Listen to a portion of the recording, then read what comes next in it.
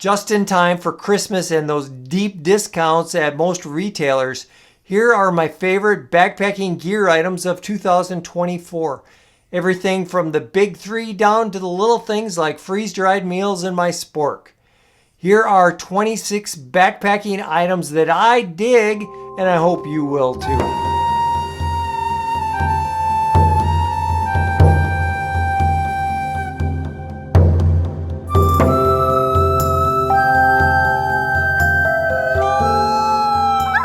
I've put in a lot of trail miles over the years, and in that time I've really had a chance to dial in the gear that I pack on my backpacking trips for all sorts of different weather and all sorts of different locations. Now, I'm the type of guy that likes to hike over 20 miles a day, and because of that, I really put a premium on having lightweight gear. However, I'm not the guy that's going to go out and buy all the trendy gear items just because everybody's talking about them. If I have gear that is working for me and that I am loyal to, I'm not going to go out and buy a new piece of gear unless I am confident that that replacement gear is going to serve me better than what I already have. So here are the 26 top gear items that I had in 2024. I have a link to most of this gear down in the video description if you're interested in buying any of them. So let's go. A few years ago, my favorite backpack was from Waymark Gear Company. Unfortunately, Waymark Gear Company went out of business in 2024. But even before that, I switched over to a different backpack that is from a company that you've probably never heard of. They are called Pilgrim Ultralight or Pilgrim UL, and they are a very small cottage vendor that makes their backpacks in Utah. In fact, all of their backpacks are made by a guy named Dylan out of his house. And the reason why I love these backpacks is they are ultra lightweight in that they weigh about 20 ounces and they have a carrying capacity of 35 pounds. So you may ask how they do that. Well, these backpacks, even though they only weigh 20 ounces, they have a frame and a hip belt. So you can carry more weight. Now, I do have frameless backpacks, and I find that my pack weight needs to be down around 15, 16, 17 pounds in order for me to carry that backpack without shoulder pain. These backpacks, with that frame, allows me to carry, my usual weight is 20 to 25 pounds, but I have carried, when I was on the Appalachian Trail, over 30 pounds in this backpack, and it was comfortable.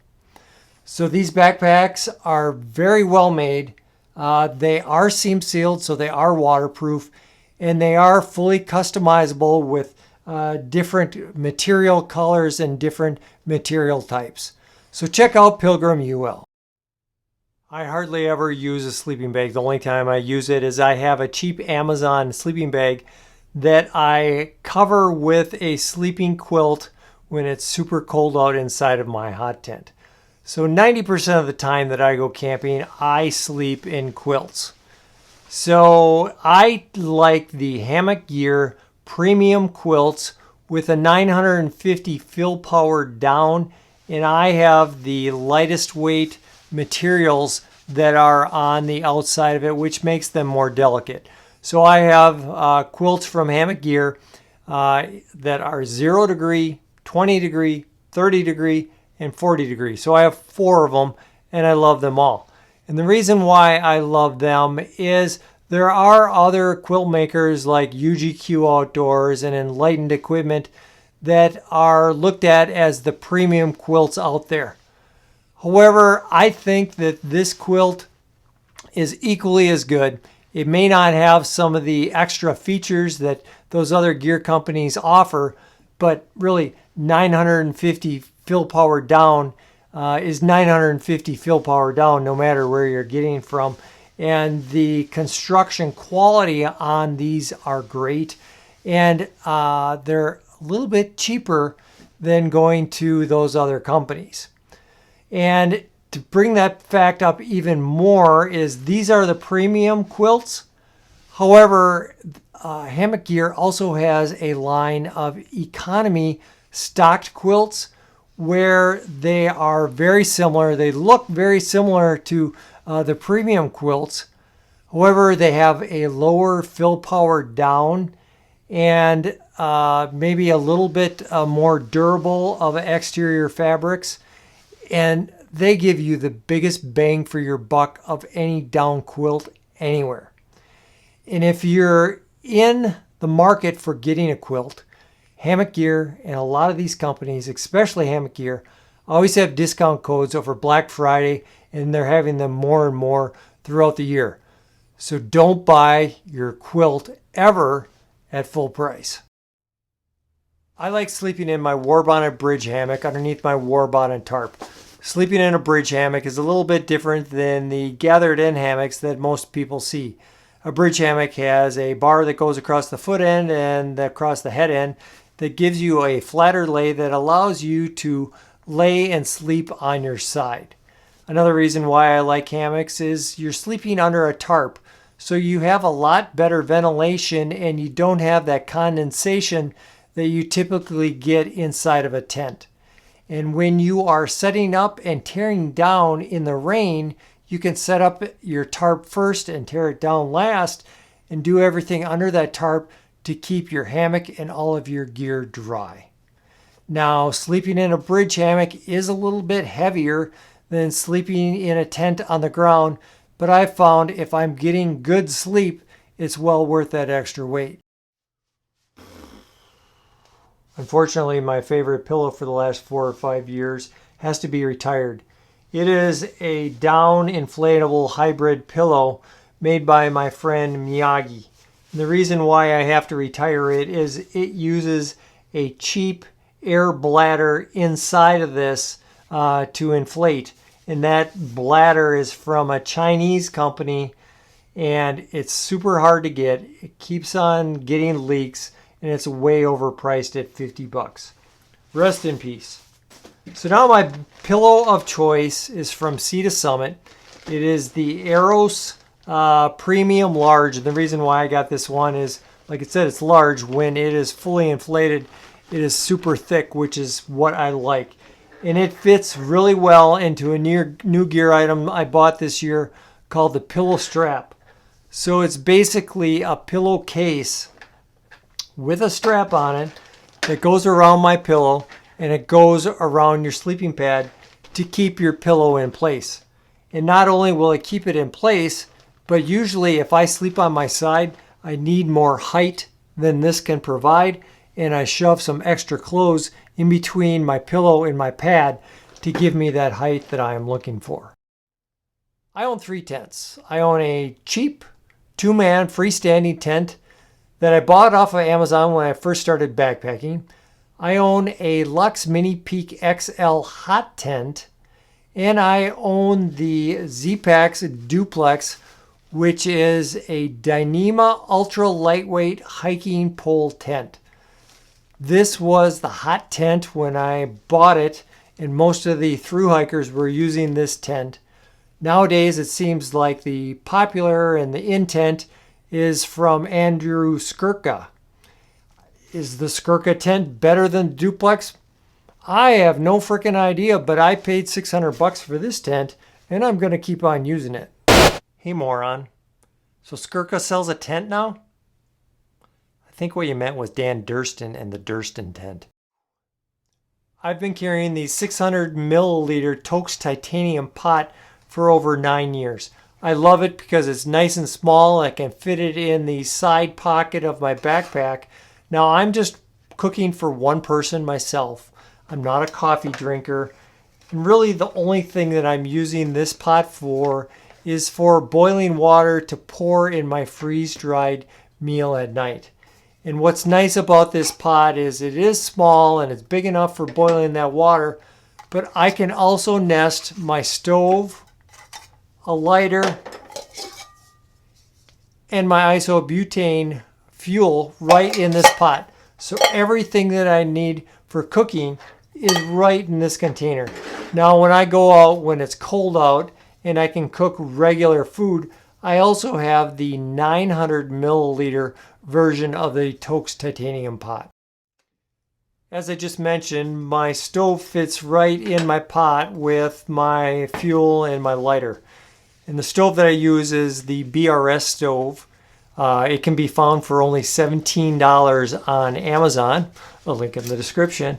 And like I said, this thing, it's simple, it's lightweight, it's dependable. Yes, you do need a lighter to light it, but it works real well for me. So the question is, do you use a stove with a canister like this, or do you use an alcohol stove? I used to use an alcohol stove. However, just having that fuel can, and when you get to camp, you have to pour the fuel into the stove.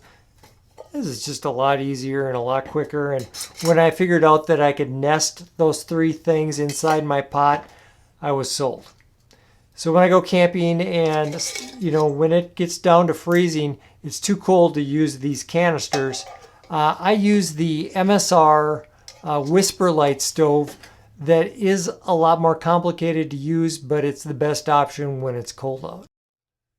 I have the Toaks Titanium long-handled spork. And really, do you need a spork or a spoon? That's just personal preference. Does it need to be Toaks? Absolutely not. Does it even need to be titanium? Maybe a plastic one will work fine.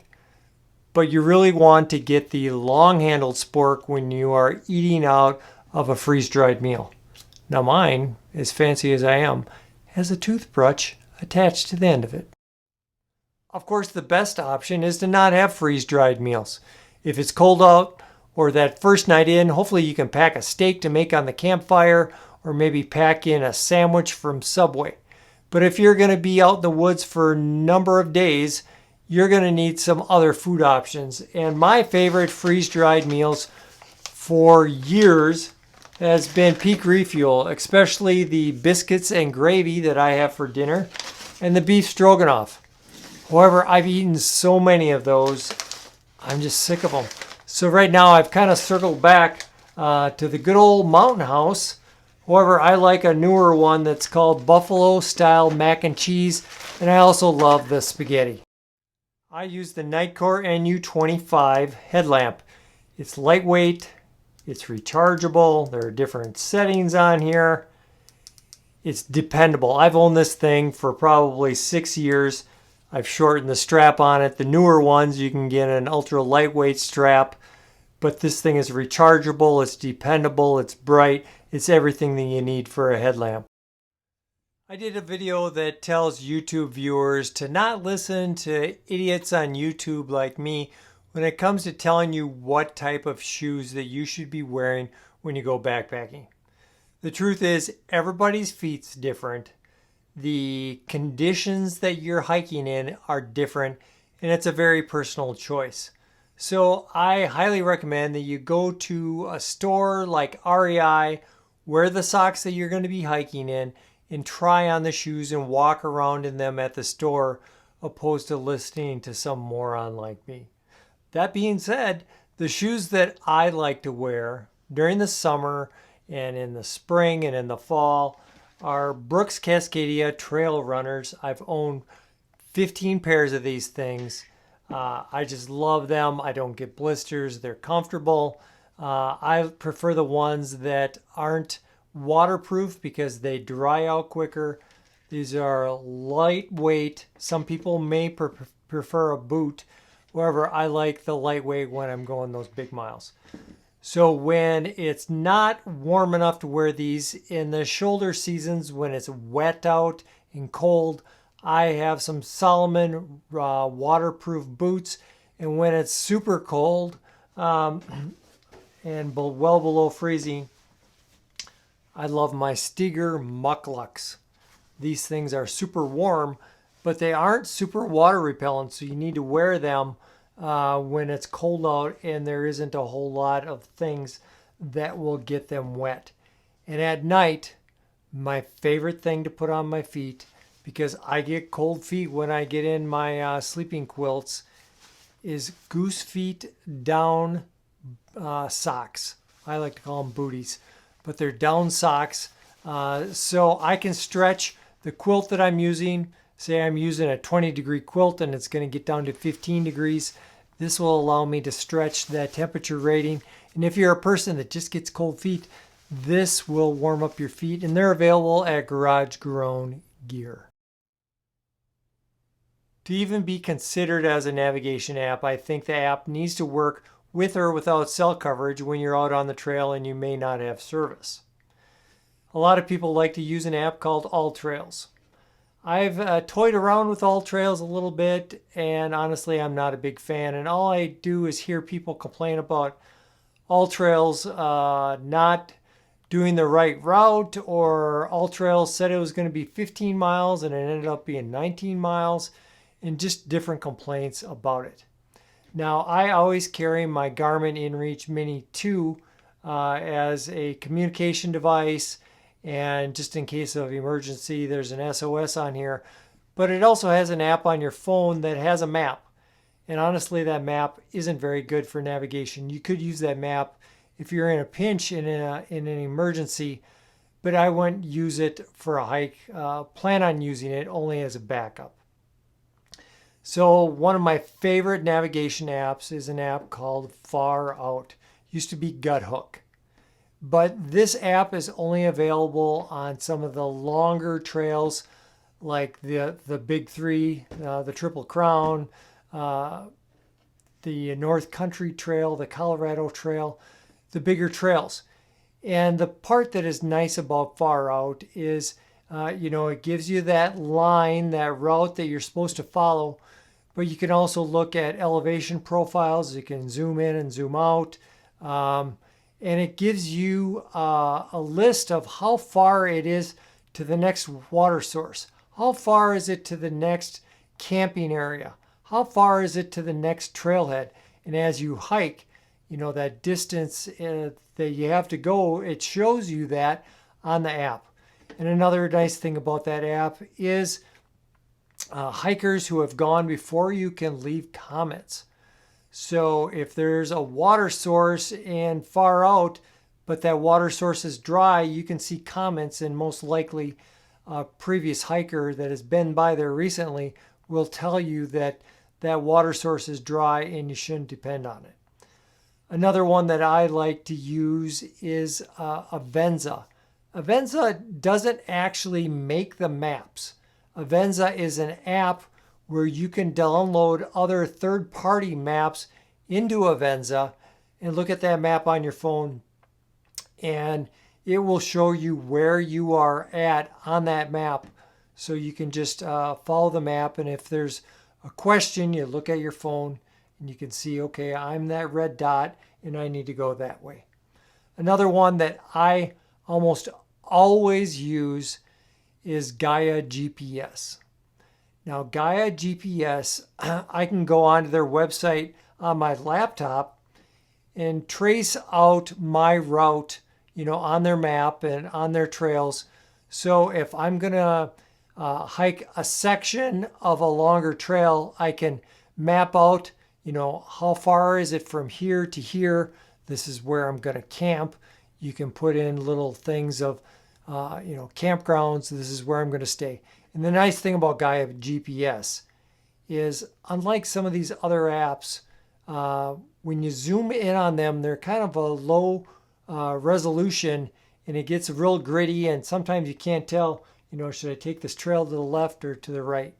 With Gaia GPS, you can zoom in, and it's easier to make those decisions. The negative part about Gaia GPS is sometimes if there's a trail reroute, or it doesn't show the campsites real well. So I use a combination of these things, but those are my favorite apps. I usually only wear my puffy jacket when I am at camp and when I am sleeping. Now, when it's super cold out and I'm just sitting around camp, I usually have better options, mainly of wool, but they are super heavy. So in normal conditions, I like to carry my REI Magma 850 fill power hooded down jacket. And I've had this thing, I don't know, probably 6-7 years. You can probably see that there are holes all over this thing that I have patched up. And that's from sitting around the campfire. And, having an old coat like this is kind of like having an old car where it works real good and you're not super worried about getting in an accident. I don't worry about getting an ember coming off the fire and hitting my coat because frankly it's already got 30 of them. So the Magma 850 down coat from REI, it's a seasonal coat. It keeps me warm. I love sleeping with that hood up. And if you are looking for a deal, you know, these coats are seasonal at REI, and at the end of the year, like now, if you time it just right, you can get one super cheap as they're closing them out. Another new coat that I just got is the Vario jacket from Outdoor Vitals. And I'm super excited about this one because unlike that down jacket, this has a polyester fill. And it is still lightweight and it compresses pretty good. And I really want to use this one. Unlike that down coat, when I am active. So if I'm going to go out snowshoeing, if I'm going to go out running, if I'm going to go out hiking, when it's cold out, I can wear this and not worry about that sweat compressing that insulation, and I'll stay warm and it'll dry out quicker. So I'm really looking forward to this new coat. There are many new laws around manufacturing and selling items that use forever chemicals or PFAS. And PFAS are often used for making things waterproof. And these PFAS are polluting the environment, and as the forever chemical name indicates, they stay around forever. So it's a good thing that they're coming up with these laws, but it's also making it more difficult to make things like raincoats. The ultra lightweight raincoat that I currently use is the Visp from Enlightened Equipment. And I really love this jacket. It's ultra lightweight. It has kept me dry in numerous very wet conditions. It has pit zips to keep yourself dry from the inside. And this thing, I mean, it packs down to almost nothing. Another one of my favorite gear companies has gone out of business. RIP Appalachian Gear Company. I have worn microgrid fleece hoodies. I've worn merino wool hoodies as a mid-layer. And the problem that I have with those is I'm afraid to wear them under my raincoat when it is raining and cold out. Because when either one of those get wet in those wet, cold conditions, they don't insulate very well, they soak up lots of water, and they do not dry out. Now, alpaca, I have found, is where it's at. It does everything that wool promises, except it does it better. So it will keep you warm better when it's wet. It retains less water and it dries out quicker. So I've worn this many times in wet conditions under my raincoat. And when it did get wet, it didn't get as wet. It kept me warm and it dried out quicker. So I haven't shopped around. I'm sure there are other companies out there that will sell hoodies similar to this alpaca hoodie. But I'm going to wear this thing until it falls apart. And I just love it. Wuru Wool Company out of Utah reached out to me and asked me if I would like to try their lightweight Sun Hoodie that was a merino wool polyester blend. Now, I have been very loyal and have had numerous straight merino wool shirts from Smartwool. And I just love those shirts in warmer temperatures. However, I got this Sun Hoodie and I wore it out a few times, and I quickly realized that merino wool poly blend actually outperforms the straight merino wool. So I was such a fan. I also picked up another t-shirt from Wuru Wool Company that is that merino wool poly blend. And I love wearing that when it's warm out. Now, if you want an explanation of why that merino poly blend is better than straight merino wool in warm conditions, I encourage you to check out the Wuru Wool Company website. Don't you hate it when the Europeans and people throughout the world know something before us in the United States? Well, that's just the case when it comes to cold weather base layers. And what they've known in Europe and throughout the world is that when you are active in cold weather, the best base layer is a netting, a fish netting with all these big holes in it. And the reason for that is your base layer isn't meant to be an insulating layer. A base layer is meant to get the moisture off of your body. And when it's cold out, you don't want a wicking shirt, a small weave wicking shirt to wick that moisture away from your skin because that shirt gets wet. What you want is good ventilation. So when that hot and that moisture is a vapor, you want it to escape and not get trapped in that wicking layer. So this happens the best through a net like this. This net doesn't wick moisture as much and allows that vapor to escape and fresh air to come in, which will keep you dry. Now, the netting shirts that I use are from a company called Brynja. I did a video a couple years ago about my stripper shirt and it went over real well.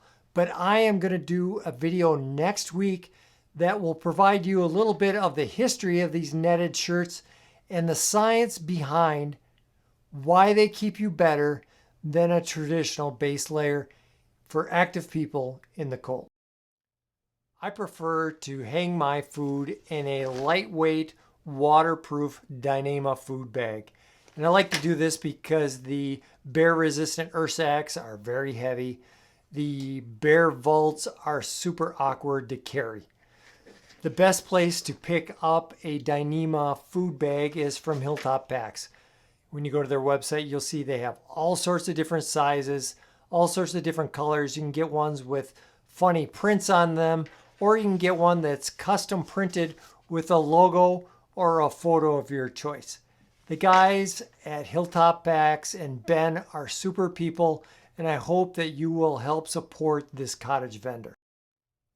A ditty bag is that little bag where you pack all of the little things that you need on your backpacking trip.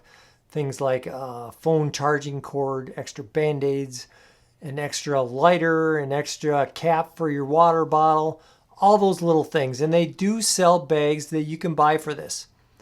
However, I prefer to just put it all in a little Ziploc bag. They're cheap, they're waterproof, and I really like that they're clear and you can see everything on the inside. When I go backpacking, I'm not doing any bushcrafting. In fact, many of the times, I don't touch my knife for the whole trip. And when I do, it's typically for cutting a food package open, maybe cutting some Luca tape, or if I have to cut a line. So it's nothing heavy duty. And so if I carry a knife, I want it to be small and I want it to be light. And I want it something that's going to fit inside of my ditty bag. This is probably the cheapest item on my list, I guess, other than a Ziploc bag. This is the DermaSafe folding knife. It's basically a razor blade with a plastic sheath. This thing weighs 8 grams and it costs $2.25 on the Garage Grown Gear website. I'm kind of a klutz, so when I go out hiking, oftentimes I'll trip, and when I trip, I catch myself with the hiking poles and put a bunch of weight on them and are bending them, and I get them stuck in rocks, but they haven't broken yet. I could go out and I could buy the super expensive, ultra lightweight hiking poles, but I don't want to have to worry about breaking them and bending them. The good news is these carbon fiber Cascade Mountain Tech trekking poles are cheap. You can buy these poles on Amazon for $65, and I found these actually at Costco for $35. Now, if you go out and buy these, I'd highly recommend that you buy the ones with the cork grip and not the foam grip. because the cork grip dries quicker and it's less likely to cause blisters on your hands. For over 10 years, I've used the most popular water filter out there. It's the Sawyer Squeeze. Most everybody uses this. You want to make sure that you buy the Squeeze instead of the Mini, which is a smaller version of this, because that Mini clogs up and your flow rate for squeezing water through is very low. There's also some people out there that use the Katadyn Be Free, which has a really good flow rate when it's clean, but it clogs up easy and that flow rate goes dramatically down. That and the fact that Sawyer is doing some wonderful things with helping some poorer third world countries filter their water. I'm no expert when it comes to sleeping on the ground, but when I do, I sleep on the Nemo Tensor inflatable sleeping pad. This one is insulated. It's super small. It's super lightweight. It is durable because I haven't popped a hole in it yet. I highly recommend that if you're over the age of 30 and you like to sleep on your side, that you get an inflatable sleeping pad that will give you much more height and much more cushion opposed to sleeping on one of those thin closed cell pads. Now when it's super cold out and I am bringing all of my gear in a pulk or pulling that sled behind me, I have a massive Amazon inflatable insulated pad that I put over the top of a closed cell pad to keep me warm when I am sleeping in those Arctic conditions. I'm torn here. I just did a video on the Flextail Zero Pump. It's super little, it's super lightweight, it doesn't make too much noise, but the fact is that it costs about $50 and it is convenient, but I haven't trail tested it yet, so I can't give a ringing endorsement of this yet. So it comes down to, are you cheap and not lazy and want to use the pump sack that comes with your sleeping pad, or are you lazy and want the convenience of a little pump? That's your decision. There are a lot of really nice, fancy, expensive cameras out there that shoot great video and take great photos. But I personally don't want to have to carry this big, heavy, expensive camera and worry about the elements, the weather, the dirt, the moisture, damaging all of those sensitive electronics in this expensive camera. So I just shoot pictures. I shoot this video on my iPhone. I highly recommend that you just use that because it's easier, it's lightweight. Unless you're a professional photographer, most people aren't going to notice the difference. My biggest fear when I'm out on trail isn't wild animals. It's running out of juice for my electronics like my phone, like my Garmin InReach Mini, my headlamp, and other electronics. Because I am relying on those electronics for navigation, for emergency communication, for being able to see in the dark, and honestly for entertainment, for listening to music, and for watching movies potentially at night in my hammock. So there is a lot that not only would it make my trip less safe, it would make it a lot less fun if I didn't have those electronics. So I carry power banks that are much bigger than I actually need because I'm insecure about it. They are heavier, I'm carrying more weight than I need, but I know that I'm going to have the power. And the power bank that I prefer to use is from a company called Anker. And they have the different sizes of power banks, and you can pick the size depending on the number of charges that you need.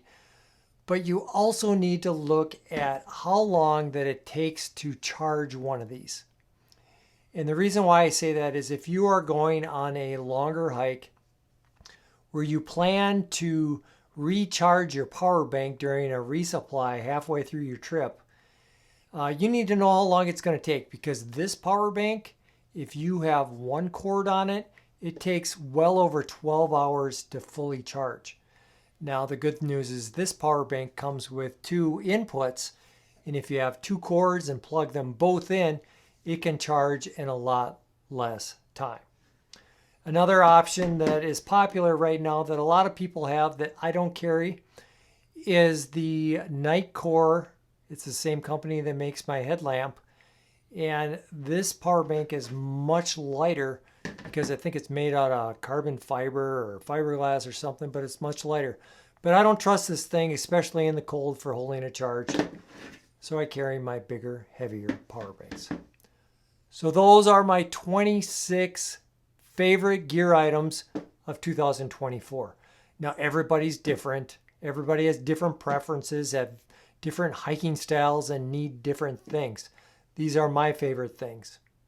If you're thinking about a piece of gear that maybe I should check out, go ahead and drop that in the comments and I'd be happy to do that.